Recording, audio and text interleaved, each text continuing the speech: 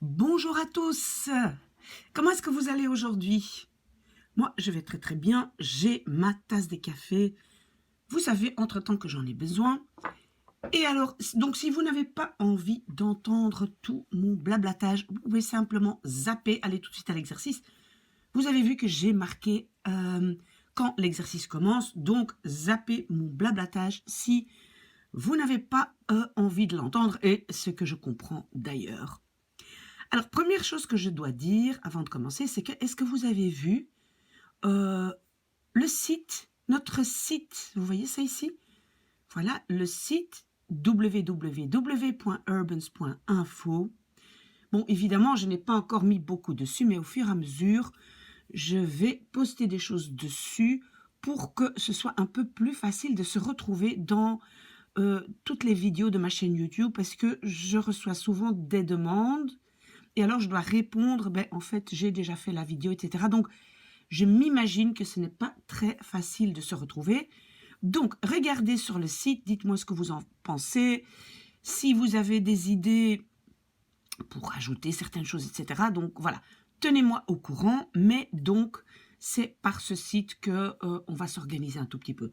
Ça, c'est la première chose. Alors, deuxième chose, donc nous sommes dimanche le 10 avril 2022, il est 8 h du matin, il fait déjà assez clair d'ailleurs.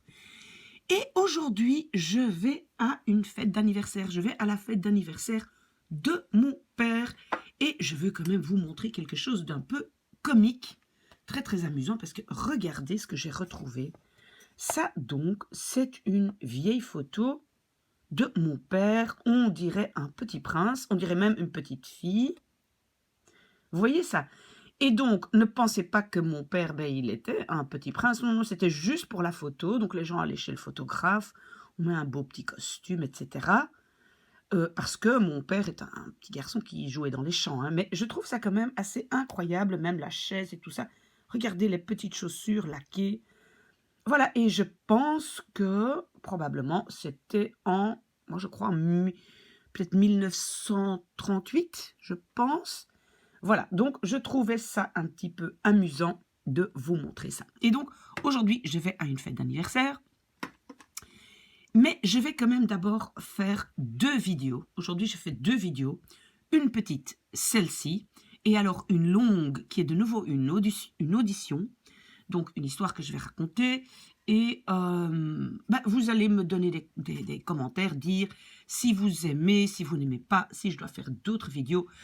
Vous êtes toujours là pour me dire ce que je fais bien, ce que je pourrais changer. Donc, voilà, je compte sur vous comme d'habitude. Et alors, cette vidéo, j'ai reçu cette idée de ma chère Armelle. Ma chère Armelle, que je vois un peu comme, en fait, ma main droite, parce qu'elle a toujours des très très bonnes idées, elle m'envoie des choses, des liens. Voilà, donc il y a des gens vraiment formidables. Et qu'est-ce qu'elle m'a demandé de faire? Ben, donc, de parler encore des adjectifs. Parce que, donc, j'ai déjà fait une vidéo sur les adjectifs, surtout en néerlandais, quand est-ce que je mets un « e » ou pas un « e » à l'adjectif. Mais il y a encore d'autres éléments dont je dois parler. Donc, cette vidéo va parler des adjectifs. Et donc, Armelle m'a donné l'idée de parler de, par exemple, iets lekkers. Pourquoi est-ce qu'on met un S à la fin? Puis, on a een houten stoel, une chaise en bois. Et pourquoi est-ce qu'on met houten, E-N à la fin? Et donc, c'est une très, très bonne idée. Alors, si vous n'avez pas encore vu la vidéo sur les adjectifs avec ou sans E, ben, je vous conseille de d'abord regarder cette vidéo. Et ça, donc, ceux qui ont déjà étudié un peu le néerlandais savent que parfois je mets mooi comme adjectif ou parfois je mets mooie. Donc, par exemple, een mooi huis, mais een mooie man, un bel homme. Vous voyez, donc parfois, j'ai pas de E à la fin et parfois, j'ai un E à la fin. Même chose ici, het grote kind, mais par exemple, het groot huis, la grande maison. Et je vois ici que groot n'a pas de E et en plus j'ai 2 O. Donc voilà, regardez d'abord cette vidéo. Ça, j'ai déjà expliqué. Mais alors, qu'est-ce que je dois rajouter à ça? Que il y a aussi des adjectifs qui sont invariables. Et invariable, ça veut dire quoi? Ça veut dire il n'y a pas E avec ou, pardon, il n'y a pas avec ou sans E. Invariable, ça veut dire il ne change pas. Hein? Donc ça veut dire que déjà adjectif, il ne change pas. Je ne dois pas réfléchir si je mets un E ou pas un E, d'accord? Et j'ai mis tout ça ici, donc j'ai 1, 2, 3, 4, 5, 6, 7 points, tout ça ici. Tout ça ici, c'est donc déjà des adjectifs qui ne changent pas. Et alors, j'ai encore les adjectifs qui prennent un S à la fin. Et après, j'ai préparé quelques exercices pour vous. D'accord? Alors, je commence par expliquer ou donner des exemples des adjectifs qui ne changent pas. Alors, d'abord, nous avons les adjectifs de matière. Donc, ils donnent une matière du bois, du verre, du carton, une matière. Et quand nous avons un adjectif de matière, ou bien nous pouvons dire c'est une table, en néerlandais on va dire de bois, van hout, mais si je ne dis pas, en français on va dire en bois, hein, mais donc en néerlandais on dit de bois, van hout, mais on peut autant utiliser un adjectif et alors je rajoute un en. Hout c'est bois, houten c'est en bois, d'accord? Een houten tafel, c'est une table en bois, d'accord? Mais si vous voulez, oui, c'est la même chose que de dire een tafel van hout. Hein? Vous pouvez dire ça aussi, d'accord? Alors, par exemple, une boîte en carton, c'est een kartonnen doos. Carton, c'est carton. Kartonnen, c'est en carton.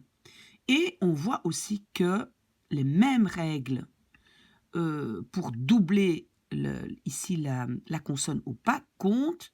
Ce sont des règles qui comptent toujours et je pense qu'à un moment je vais faire une vidéo uniquement sur les règles d'orthographe en néerlandais.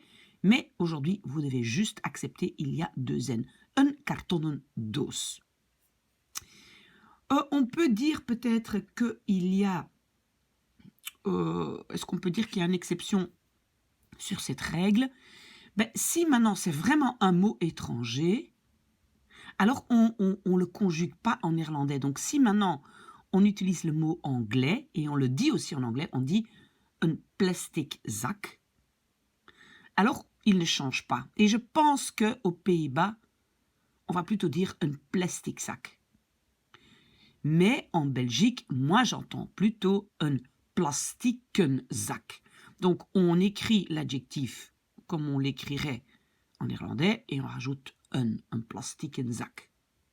Hein, donc ça, pour moi, c'est plutôt la variante que j'entends plus en Belgique et ça, c'est la variante que j'entends plus aux Pays-Bas. Mais vous devez retenir, si je garde vraiment le mot anglais, je ne vais pas dire un plastikenzak. Non, ça ne se dit pas, d'accord? Pour vous, si vous voulez rendre les choses plus faciles, vous utilisez toujours le mot, on va dire, néerlandais, et vous rajoutez en pour une matière. Ok, ça c'est facile. Et donc, oui, qu'est-ce que je veux dire? C'est que houten ne change pas. Je ne mets jamais un E à la fin, ça reste houten tout le temps. Deuxième élément, ce sont des adjectifs qui en fait viennent d'un participe passé. Et un participe passé, souvenez-vous, c'est la dernière colonne des TP. Hein. Donc, gebroken, een gebroken been, une jambe cassée. Gebroken, ça vient du verbe breken. Donc, c'est un participe passé. Et donc, là aussi, je ne réfléchis pas si je mets un E ou pas de E. Een gebroken been est une jambe cassée. De gesloten winkel, c'est le magasin fermé. Et gesloten est en fait un participe passé. Et donc, L'adjectif ne change pas, je ne dois pas réfléchir s'il y a un E ou pas de E. Troisième point, vous pouvez lire un peu les mots que j'ai mis ici en gras, parce que moi, je vais vite prendre un peu de café. Alors, ces mots-là, vous devez en fait simplement savoir que les mots ici en gras ne changent pas. Ils ne changent pas. Et donc, eigen, ça veut dire propre, mot propre, hein, qui appartient à moi. Open, c'est ouvert. Tevreden, c'est content. Dronken, c'est sous. Ervaren, c'est avec de l'expérience. Verleden, c'est passé. Verlegen, c'est timide. Volkomen, pardon, c'est dans sa totalité. Volwassen, ça veut dire adulte. Après, je vais dire ce que j'ai mis entre parenthèses. Prima, ça veut dire très bon. Extra, ça veut dire supplémentaire. Gratis, ça veut dire gratuit. Privé, ça veut dire privé. Linker, ça veut dire de gauche. Et rechter, ça veut dire de droite. Donc, ces mots, on doit les connaître un petit peu par cœur parce que il y a jamais, on ne doit pas, jamais réfléchir si c'est avec ou sans E. Et qu'est-ce que j'ai mis ici entre parenthèses? C'est qu'on voit parfois le mot volwassene avec un E. Oui, mais en fait, là, c'est un substantif. Un volwassene, c'est un adulte. C'est un substantif. Mais quand c'est l'adjectif, un homme adulte, une femme adulte, voilà, un professeur adulte, alors c'est toujours volwassen, il n'y a pas de E. D'accord? Alors, un peu moins courant, et pour moi, vous pouvez en fait oublier ici la prochaine règle, parce que, voilà. Il y a des adjectifs qui sont donc des noms géographiques. Ici, Edam, c'est une ville.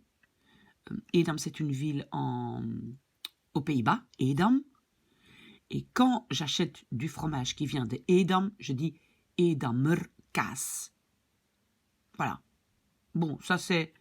Ok, il n'y a pas énormément de mots comme ça, mais je l'ai quand même mis dedans pour être complète.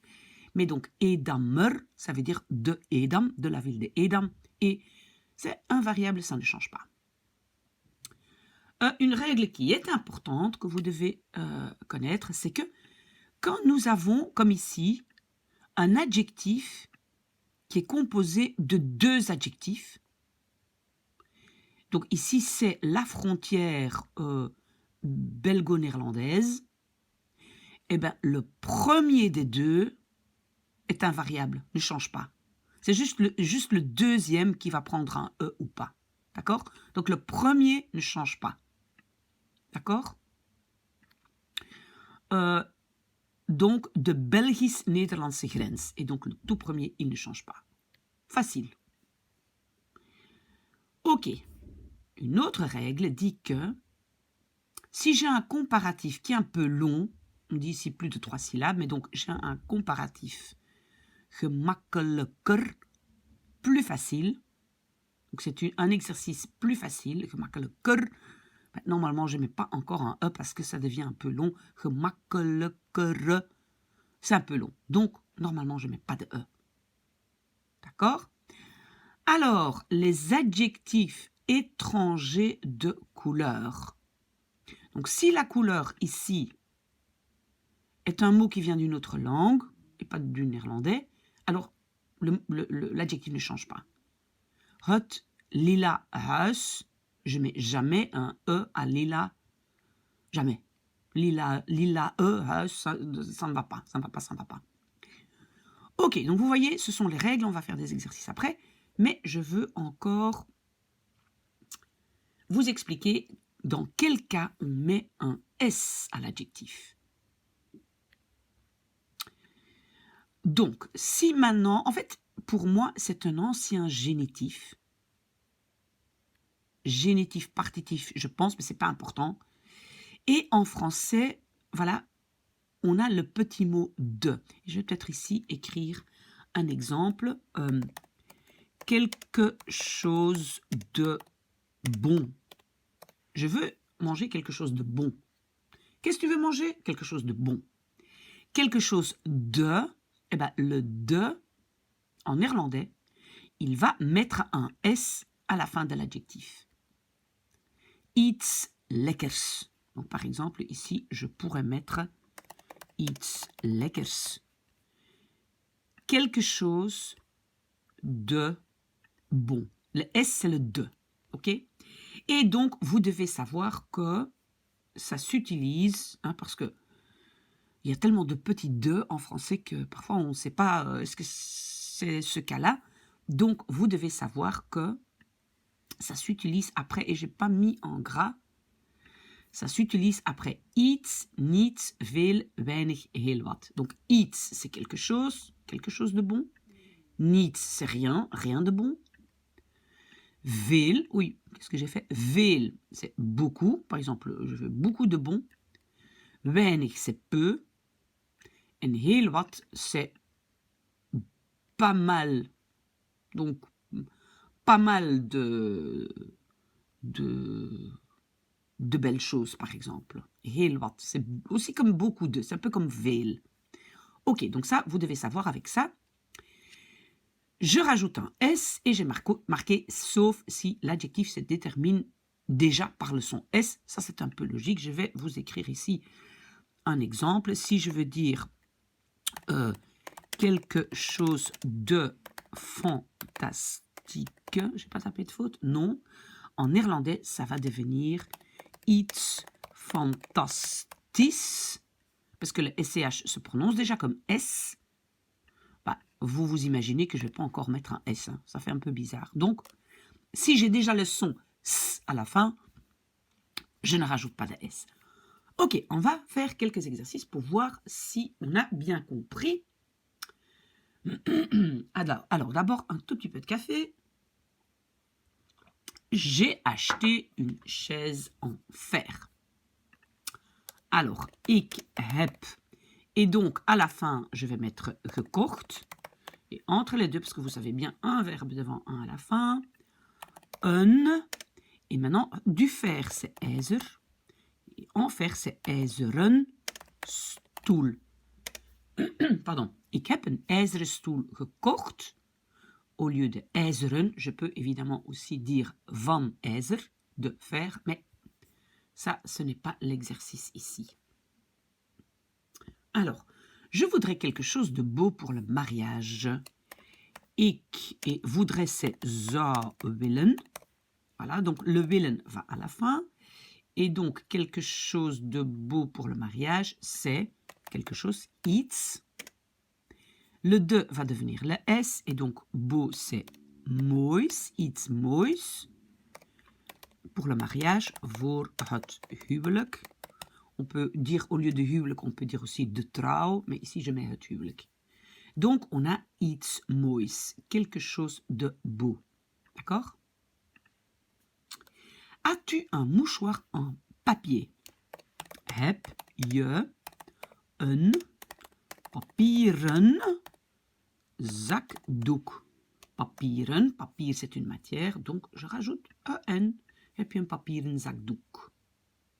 Alors, je veux une idée supplémentaire. Ik wil een, et supplémentaire en néerlandais c'est extra. Ik wil een extra idée. Et extra était dans la liste ici, extra, des adjectifs qu'on doit connaître par cœur, qui sont invariables. D'accord? Ik wil een extra idée. Ils n'ont plus de sacs en plastique dans les supermarchés. Ze hebben geen. Et donc, ou bien je mets le mot anglais, plastique. Je vais d'abord mettre comme ça. Zakken meer in de supermarkten. Mais moi j'avais dit, on peut juste enlever le mot anglais. On peut le mettre en néerlandais, donc plastique. Et puis je rajoute en. Ze hebben geen plastieke zakken meer in de supermarkten. D'accord? Ok, j'ai mal à ma jambe droite. Ik heb pijn aan mijn. Et de droite, c'était dans la liste à prendre par cœur. Ici, rechter. Donc, l'adjectif, c'est rechter. Ik heb pijn aan mijn rechterbeen. Ma jambe de droite. Je veux une maison beige. Ik wil een beige huis. Ben, normalement, parce que huis est avec hut, je dois penser est-ce que je coupe le e ou pas. Mais le mot beige reste beige. C'est un mot étranger et je ne le change pas. Je ne le coupe jamais. D'accord? Je n'en rajoute pas, mais je n'en coupe pas. Ok, nous avons passé la nuit à la frontière franco-belge. We hebben. Et passer la nuit en néerlandais, c'est overnachten. C'est un verbe. Overnachten, passer la nuit. We hebben overnacht. Et puis, we hebben overnacht à la frontière franco-belge. Et je vais donc mettre ça entre les deux, parce que overnacht est un verbe. Aan de. Et alors, je vais écrire Frans-Belgische grens. Oui, attendez, parce que donc en néerlandais, on met des majuscules. Frans-Belgische grens, donc j'adapte, c'est de grens, donc je dois mettre un E à l'adjectif, mais le tout premier ici est toujours sans E. Il est invariable et sans E. D'accord? Parfait. Courage, hein? Vous voyez, ça va aller, c'est pas une très longue vidéo. J'ai vu très peu de bons. Ik heb et le... Oh là là là là, ça c'est une faute. Ik heb et le gezien va aller à la fin. Et entre les deux, je vais mettre très peu de bons. Je vais retourner ici. Très peu, c'est weinig. Et je vais devoir mettre un S à la fin. Ik heb weinig.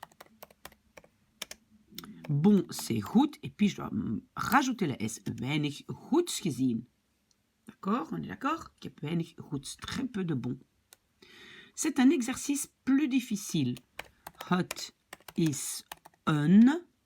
Et puis, plus difficile, c'est un comparatif. Donc, je dois rajouter ER à difficile. Le mot difficile, c'est moeilijk. Moeilijker. Et puis, oefening. Et normalement, je dois regarder si je dois rajouter un E ou pas. Mais comme nous avons un comparatif qui est déjà assez long, hein, on dit des minimum 3 syllabes, bah, je ne rajoute rien. Ça devient un peu moeilijker. Ça devient un peu long. Donc, souvent, on utilise juste moeilijker. Pas de E. Alors, il n'a rien fait de spécial. Je suis décalée, donc je fais comme ça. Il n'a rien fait de spécial. Hij heeft, et rien, c'est niets. Je retourne ici dans ceux qui prennent un S, niets, et puis je dois mettre un S à l'adjectif. Hij heeft niets spéciaals, et puis fait, gedaan. Mon deuxième verbe se trouve toujours à la fin. Parfait, parfait, ça va bien, on avance bien. Regardez, on a presque fini. Nous avons besoin d'un collègue avec de l'expérience. We hebben, oh là là, faute. Et puis, besoin, c'est nodig. Nodig est considéré un peu comme, ça fait partie du verbe avoir besoin. We hebben nodig. Donc, tout le reste va se trouver entre les deux. We hebben een. Et avec de l'expérience, en néerlandais, c'est l'adjectif ervaren. Collega nodig. Ervaren, c'est avec de l'expérience. Et j'ai vu dans ma liste ici que ervaren reste invariable, ne change pas. We hebben een ervaren collega nodig. D'accord? Ok, vous pouvez participer à un cours gratuit. On va dire jullie, hein. On pourrait aussi dire u, mais jullie mogen.